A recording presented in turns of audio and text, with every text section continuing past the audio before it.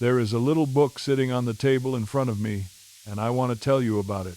It is a diary, a worn one, the cover gone soft as cloth from being carried in a coat pocket, the corners rounded off by years of handling.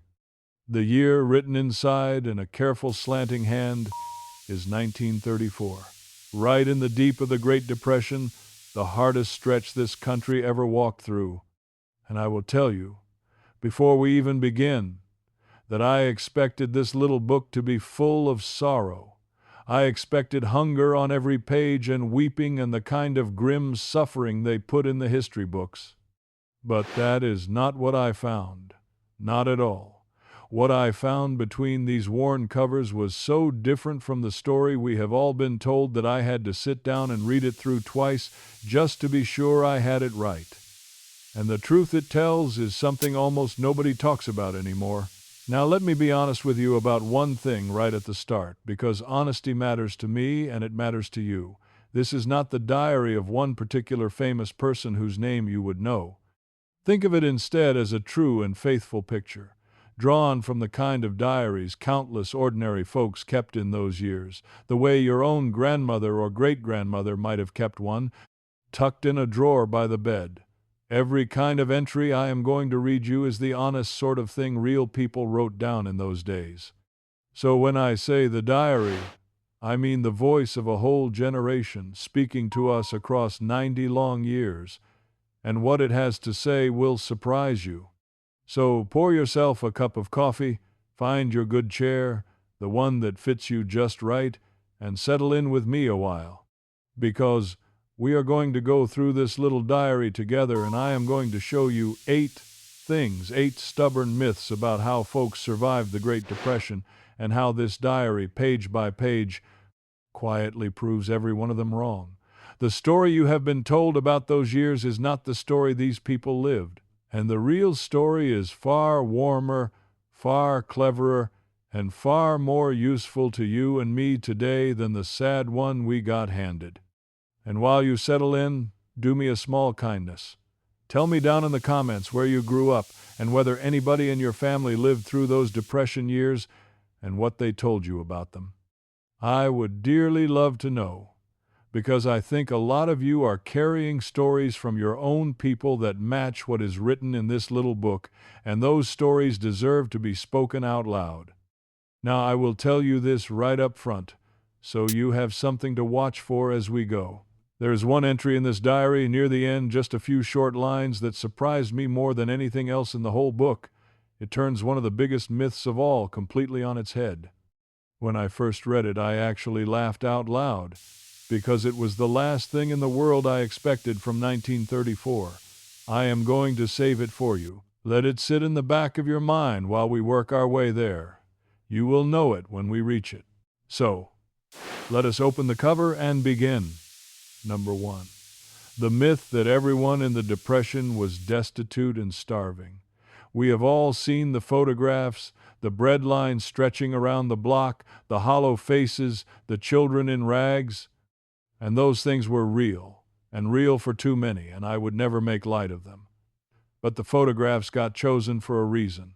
They tell one piece of the truth and let you think it was the whole. Listen to what this diary actually says. One entry, early spring, reads simply, "Traded 2 dozen eggs and a jar of apple butter to Mrs. Hennessy for a sack of her good cornmeal. Came out ahead, I think, and her preserves are better than mine anyway. Do you hear that? That is not starvation. That is commerce. That is a woman who had eggs to spare and apple butter to bargain with, running a little economy right there over the back fence, and there are more entries just like it scattered all through the spring and summer pages. A few days later she writes of swapping a mess of her early lettuce and radishes for a length of muslin from a neighbor who sewed. Another time she sets down, almost proud of herself, that she got a whole side of bacon cured by trading her labor at the Schultz place come hog-killing time. The money may have dried up, but life did not stop. People had hens scratching in the yard. They had gardens out back heavy with beans and squash and tomatoes. They had root cellars with potatoes and onions and jars of put-up fruit glowing on the shelves like jewels in the lamplight. They had hands that knew how to make and grow and mend and put up food against the winter.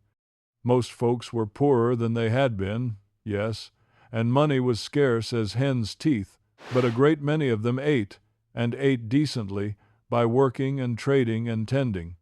They were poor in cash and rich in skill, and the skill, it turned out, mattered far more. The takeaway for you and me today is this: when dollars get tight, you are not helpless, and you are not without resources. You have things to offer, skills, time, the extra from your own garden or kitchen, an afternoon of your labor. A little trading network among neighbors is one of the oldest and surest safety nets there ever was, older than money itself, and it is sitting right there waiting to be used again, just as soon as you are willing to knock on a door and say, "I have this, what have you got?" Number 2. The myth that people simply suffered through it, passive, just waiting for the hard times to end. The picture we get is of folks sitting helpless, sunk in despair, riding it out like a long bad storm with the shutters closed. But this diary, my goodness, this diary is busy. There is hardly a still moment in it. One page from the summer of '34 reads, "Up before light, set the bread to rise, weeded the bean rows, mended Walter's overalls a third time, put up 6 quarts of green beans, and walked to town to see about piecework sewing for the Carlsons." That is one day, and the next page is just as full, and the one after that. There is an entry where Walter, when the regular work was scarce, walked clear across 3 counties chasing word of a road crew hiring, slept in a hayloft a kindly farmer offered, and came home a week later with $8 and a sack of seed potatoes he had been paid partly in. There is a line about the writer herself taking in washing for 2 households in town, hauling water and scrubbing on the washboard till her knuckles were raw, because that was $3 a week that had not been there before. These were not passive people waiting to be rescued. They were inventive, restless, always making and mending and figuring, always with their sleeves rolled up. When one door shut, they did not sit down in front of it and weep. They pried open a window, and if there was no window, they made one. They took in sewing, they sold eggs, they did piecework, they bartered labor, they chopped wood for the widow down the road, they grew what they could not buy. The takeaway is one of the warmest in the whole book. Hard times did not make these people smaller, they made them resourceful, and that same spirit lives in you. When something gets taken away, the human answer is not to sit and wait, it is to look around the room and ask, "All right, what can I make? What can I do? What can I offer instead?" That question has gotten more families through hard patches than any other words in the English language. Number 3. The myth that nobody had any fun, that joy just packed up and left the country for 10 long years. Now this one always bothered me most, because it paints those people as ghosts, drifting gray through gray days, and the diary will not stand for it. Listen. An autumn evening written in a hand that looks like it was rushed because the writer was tired but happy. Barn dance out at the Pruitt place tonight. Old Earl on the fiddle, somebody else on a washboard and spoons, and we danced till my feet near gave out. Punch made from our own grapes. Lord, I laughed till I cried. You would never know we had a worry in the world. Read that again and tell me those were joyless people. And it was not just the one dance, either. The diary is sprinkled all over with this homemade kind of merriment. There are card games by lamplight on winter evenings, penny stakes or buttons for stakes, with the writer crowing in pencil that she beat Walter 3 hands running. There are box socials at the church, where the women packed a fine supper in a decorated box and the men bid their few precious coins to share it, and the money went to some family in need. There are taffy pulls in the kitchen with the children, sticky and laughing, and singing around the piano at the Nolans, who still had one. The whole neighborhood crowded into the parlor on a Saturday night with their voices raised. They made their own music. They made their own punch from their own grapes. They cleared the hay out of a barn and turned it into a ballroom for an evening, and they danced their cares right out through the floorboards. Joy did not cost money then, and here is the secret. It never really did. The takeaway, and I want you to truly hear this one, is that happiness was never something you bought. It was something you made, with your own hands and your own people, out of a fiddle and a clean barn floor and the simple decision to gather and be glad. You can still do that. You do not need a single dollar to put on some music in your own front room tonight and dance with the person you love. They knew that. We forgot it. And we can remember it again any evening we choose. You know, if these old pages are stirring something in you, if you find yourself nodding along thinking, yes, that sounds like my grandmother, that sounds like the stories I was raised on, then I would be so glad to have you sitting with us regularly. Just tap that subscribe button, no fuss about it, and you will not miss the next story we tell. We are a gentle bunch here, folks who remember, folks who believe the old ways held something worth keeping. You belong right here with us. Now, back to the diary. Number 4. The myth that they survived only by going without, by grim sacrifice, by saying no to every pleasure and pinching every penny until it squealed. There is some truth in the thrift, of course. These were careful people. But careful is not the same as joyless deprivation, and the diary shows you the difference. Going without was only half of it. The other half, the bigger half, was cleverness. Listen to this one, and I love this one. Made a fine supper out of next to nothing today, boiled the ham bone with the dried beans and the last of the onions, baked a pan of cornbread to go under it, and we ate like kings for the cost of almost nothing. Save the bean liquor for soup tomorrow. That is not a woman going without. That is a woman who has outsmarted scarcity entirely. She took a bone other folks would throw away and made a feast of it. She got 2 meals out of 1 pot, and saved the bean liquor to start a third. And the diary is just thick with this kind of cleverness, page after page of it. She writes of saving every bit of bacon grease in a tin on the back of the stove and using it all week to fry the eggs and season the greens. She writes of turning slightly soured milk into the tenderest biscuits, of stretching a single Sunday chicken into Monday's soup and Tuesday's hash, of saving the heels of the bread to make a bread pudding sweet enough to feel like a treat. One entry I dearly love says only, "Made the children a fine dessert tonight from stale bread, a little sugar, an egg, and cinnamon. They thought it a great luxury. It cost me almost nothing, and I felt like a magician." A magician. That is exactly the right word for it. These people were not poor in spirit, they were rich in skill. They knew 100 little tricks, how to stretch a roast across a week, how to make a tough, cheap-cut tender with nothing but a low oven and patience and time, how to coax a whole supper out of a bone and a handful of beans, how to make a child feel spoiled on the price of nearly nothing. The takeaway is this: saving money does not have to feel like suffering. The real art, the art they had, is making little feel like plenty through pure cleverness. Learn even 3 or 4 of those old kitchen tricks, and you will eat better and spend less, and you will never once feel like you are going without. You will feel like you are getting away with something. Number 5. The myth that it was all rural folks, that surviving the Depression was a country business, a matter of farms and hens and big gardens, and that people in towns and cities just had to fend the hard way with none of that. Now, the diary I am reading from has plenty of garden and hens in it, that is true. But scattered all through it are the town folks, too, and they were every bit as resourceful, just in their own way. One entry tells of a cousin in the city. "Letter from Cousin Edith in the city. They keep a few tomato plants in pots on the back stoop and a rabbit hutch in the alley, and she says half the block does the same. They put up vegetables on the fire escape and share a pressure canner between 4 families. Do you hear that? Tomato plants in pots, a rabbit hutch in a city alley, 4 families sharing 1 canner up and down the stairwell. And there is more in the letters folded into the back of the diary, because this writer kept the ones that mattered to her. Cousin Edith tells of a man on her block who kept bees on a tar rooftop and sold the honey by the jar.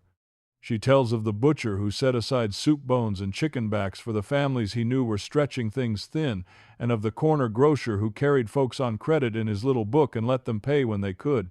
She tells of women who pooled their flour and sugar to bake together because one hot oven serving 4 families saved everybody on coal. The instinct to grow, to keep, to share, to lean on one another did not belong to the countryside alone. City people brought it right onto their stoops and rooftops and fire escapes and up and down their crowded stairwells. The takeaway lands close to home for a lot of you. You do not need 40 acres to live the careful way. A few pots on a balcony, a windowsill of herbs, a shared tool with a neighbor, these are city-sized versions of the very same wisdom. Wherever you live, large or small, there is a way to grow a little, keep a little, and lean on the folks around you. Number 6. The myth that these people hated their hardship, that they spent those years bitter and resentful, cursing their bad luck and gritting their teeth in anger at the whole rotten situation. And here's where the diary surprised me most so far, because it is so rarely bitter. It is steady. It is even, dare I say it, grateful in small, honest ways. Listen, hard month, this one. But we have our health, the roof holds, the children are growing, and Walter found 3 days' work hauling for the lumber yard. I find I cannot stay downhearted long when I count what we still have instead of what we lost. That is not resentment, that is grace. That is a person who chose, on purpose, to count the roof and the health and the 3 days of work instead of counting the losses, and you find that note struck again and again all through these old diaries, this quiet refusal to let bitterness move in and take over the house. There is an entry from a bleak November where she writes that the coat she had hoped to buy the oldest boy was simply out of the question this year, and you brace yourself for complaint. And instead she writes that she took apart Walter's old worn one and cut it down to fit the boy, and that he stood so proud in it you would have thought it came from a fine store. Where another soul might have set down anger, she set down a small triumph. There is another line, written plain, that has stayed with me. No use grieving over what is gone.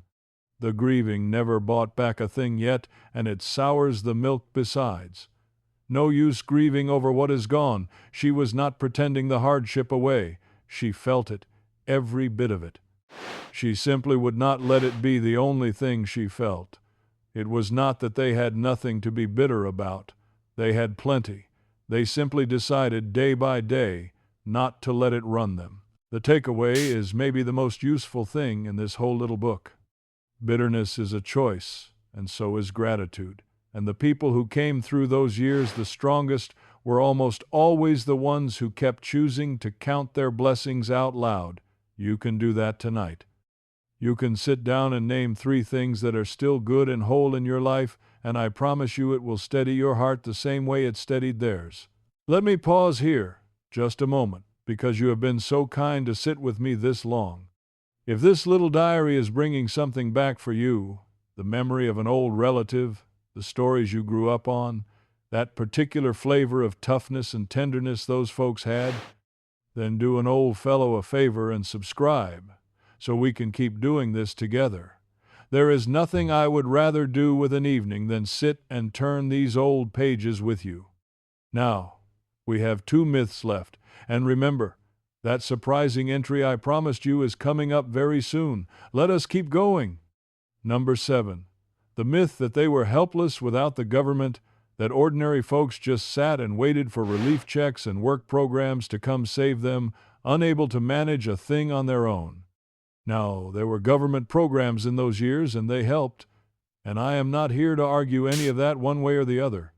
But this diary, this is the heart of it. This diary is full of people saving each other long before any check arrived. The community was the safety net, woven by hand. Listen to this one, and it brought a lump to my throat. Word came that the Bowers lost near everything in the kitchen fire.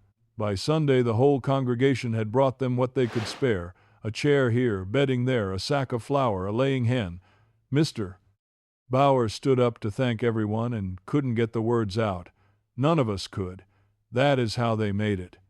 Not waiting, but turning to the family across the road, the folks in the next pew, the neighbor down the lane, and it ran both ways, always both ways, which is the whole secret of it. A few pages on, this same writer tells of sitting up 2 nights with a neighbor woman who had taken fever, minding her little ones and her stove so the husband could keep working. Another time, the men of the road got together and brought in the Hendersons' whole hay crop in a single long day, because Mr. Henderson had thrown out his back and the rain was coming, and not one of them asked a dime for it, knowing full well their own turn might come next season. They built their security out of each other, strand by strand, kindness for kindness, until it was strong enough to catch anyone who fell. When one family went down, a dozen hands reached out to lift them. The takeaway is one we badly need to hear again today, because so many of us live behind closed doors and hardly know the names of the people next to us.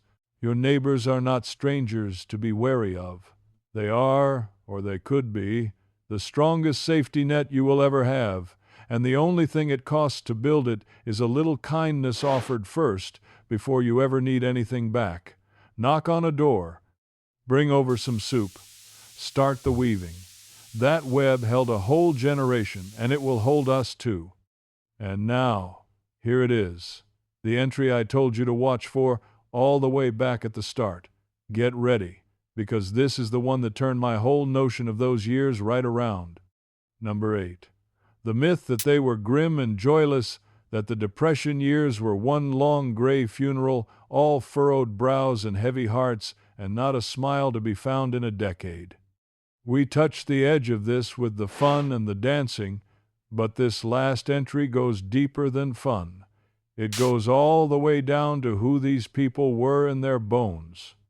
Because here is what I read, scrawled near the back of the book on a cold January night in the very pit of the hardest winter, when by every account they had the least reason on earth to be cheerful. Listen close. Coldest night yet. We are down to beans and the last of the potatoes, and there is no money coming till spring that I can see. And yet, the children built a snow fort grand as any castle, and we all went out and pelted each other with snowballs till we were soaked through and howling with laughter. And then we came in and made cocoa thin as we dared from the last of the milk. And Walter read aloud by the lamp, and I sat there mending and thought, I would not trade this poor warm room and these people for all the riches in the world. We are happy. Lord, forgive me for saying it in such a year, but we are happy. We are happy. In January of 1934, down to beans and the last potatoes. With no money coming, that woman set down her pen and wrote that she was happy, and meant it.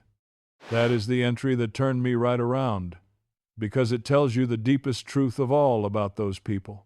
Their joy did not come from their circumstances. It came from somewhere the Depression could not reach, from the snow fort and the thin cocoa and the lamp and the people they loved gathered close in one warm room. The takeaway is the whole reason I wanted to read you this little book in the first place. Happiness was never out there in the bank account or the easy times. It was always in here, in the room with the people you love, available even on the coldest, poorest, hardest night of the worst year of your life. To anyone with the eyes to see it, they saw it, and we can learn to see it again. So you see now why I had to read this diary through twice. Because the story we got handed about the Great Depression, the gray, grim, suffering story, is only the thinnest sliver of the truth. The fuller truth, the one written in pencil between these worn covers, is that these were inventive, joyful, generous, grateful, stubbornly happy people who did not just survive those years, but in 1,000 small ways were more alive in them than we often manage to be in our easy ones. They traded over the back fence. They danced in the barn. They made feasts out of bones, grew tomatoes on city stoops, refused bitterness, saved their neighbors, and built snow forts in the teeth of the hardest winter of their lives. That is who they really were. And every bit of it, every single bit, is still available to you and me today. You can start a little trade with a neighbor. You can learn the old kitchen tricks that turn a little into plenty. You can put music on and dance in your own front room. You can grow something in a pot, however small your place. You can count your blessings out loud instead of your losses. You can knock on a door and start weaving that web of neighbors back together. And you can decide, the way that woman decided on that coldest night, that happiness is something you make right here in this room, not something you wait around to be delivered. None of it is hard. All of it is honest. And every bit of it is the genuine wisdom of people who knew how to be rich in the only ways that ever truly lasted. You know, I have thought a great deal about the hand that filled these pages. I do not know her name, I do not know her face, but I know her the way you know her, because she was every grandmother and great-grandmother in this country in those years. I can see her at the kitchen table in the lamplight, tired down to her bones after a day of weeding and mending and putting up beans, taking up her pencil to set down a few honest lines before sleep. Not lines of complaint, lines of life. The eggs traded, the dance danced, the bone boiled into a feast, the neighbor lifted up, the snowball fight, the warm room. She was not writing for history. She was just keeping a faithful account of her days, and without ever meaning to, she left us the truest map there is for getting through a hard time with your heart still whole. That is the thing the photographs and the history books never quite captured, and it is the thing I most want you to carry away tonight. Yes, those were hard years. Yes, money was scarce, and the work was uncertain, and the winters were cruel. But the people who lived through them were not the broken gray figures we picture. They were resourceful, and they were merry, and they were kind, and they knew a secret we are only now beginning to remember: that a life is not made rich by how easy it is, but by how fully you live it, and how close you hold the people in it, no matter what the year is doing to your pocketbook. They lived fully in the worst of times. And if they could do that, then surely we can do it too. So here is what I would love from you tonight. In the comments below, tell me one thing, just one, that your parents or grandparents did to find joy or get by during a hard stretch, whether it was the Depression or any lean season in their lives. A trade they made, a game they played, a dish they stretched, a way they made do and made merry all at once. Share it, because somebody reading these comments tonight needs to hear it, and together we can keep these old habits of the heart from slipping away for good. I read every single one, and I treasure them more than you know. And if you have enjoyed sitting with me and turning the pages of this old diary, if it brought back the smell of a grandmother's kitchen, or the sound of a fiddle in a barn, or the laughter of a snowball fight on a cold, poor night, then do an old fellow a kindness and subscribe, so we can do this again real soon. Next time, I want to take you inside a different little treasure I came across. A worn cookbook from 1942 with handwritten notes crowded into every margin, and show you how families set a fine table all through the rationing years with hardly anything in the cupboard at all. You will not want to miss it. We will keep the old wisdom alive together, you and I, one story at a time. So pour yourself one more cup, hold your people a little closer tonight, and remember that the richest folks who ever lived were not always the ones with the most. They were the ones who knew how to be glad with what they had. Take good care of yourself, and I will see you next time.